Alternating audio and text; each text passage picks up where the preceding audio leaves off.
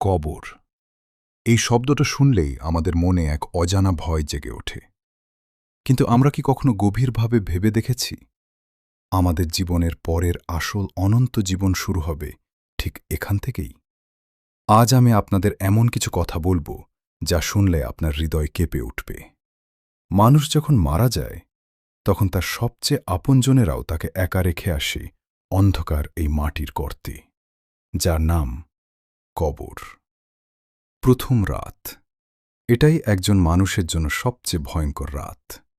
রাসূল সাল্লাল্লাহু আলাইহি বলেছেন, কবরের প্রথম রাতই সবচেয়ে কঠিন। একবার ভাবুন তো, আপনি একা, চারপাশ নিশ্ছিদ্র অন্ধকার, আপনার পাশে কেউ নেই, না মা, না বাবা, না আপনার প্রিয় কোনো বন্ধু। হঠাৎ আপনার এই একাকিত্ব ভেঙে দুইজন ভয়ঙ্কর ফেরেশতা উপস্থিত হবেন। তাদের নাম মুনকার ও নাকির। তারা আপনাকে বসিয়ে জিজ্ঞেস করবেন তিনটি প্রশ্ন: তোমার রব কে, তোমার দ্বীন কি, আর তোমার নবী কে? যদি আপনি দুনিয়াতে নামাজ না পড়েন, আল্লাহকে ভুলে নিজের খেয়াল খুশিতে বাঁচেন, তাহলে সেদিন আপনার মুখ দিয়ে কোনো উত্তর বের হবে না। আর ঠিক তখন থেকেই শুরু হবে কঠিন আযাব। যারা পাপ করে তাদের জন্য এই কবর পরিণত হবে জাহান্নামের একটি জ্বলন্ত গর্তে। কবরের মাটি দুই দিক থেকে এমনভাবে চাপ দিতে থাকবে যে একদিকের বুকের হাড় অন্যদিকের হাড়ের ভেতর ঢুকে যাবে। শ্বাস নেওয়ার কোনো জায়গা থাকবে না। ভয়ঙ্কর বিষধর সাপ আর দাউ দাউ করে জ্বলা আগুন। প্রতিদিন চলবে এই নির্মম শাস্তি।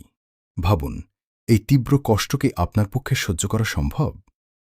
কিন্তু যারা দুনিয়াতে 5 ওয়াক্ত নামাজ পড়ে, ভালো কাজ করে, তাদের জন্য এই কবরই হয়ে যাবে জান্নাতের এক অপূর্ব বাগান।